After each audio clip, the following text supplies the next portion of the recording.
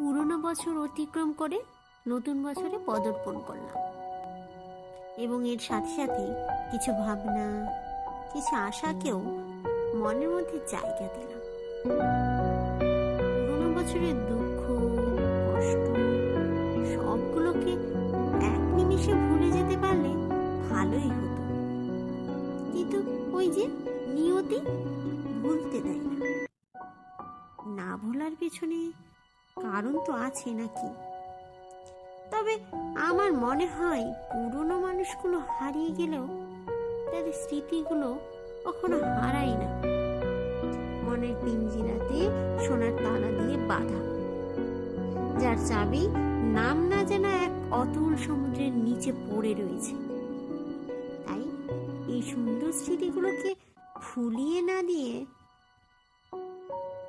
চলো নিজের নিজের পছন্দ মতো আরো একবার নতুন করে নতুন বছরে সুন্দর করে জীবনটাকে নিজের হাতে সাজাই।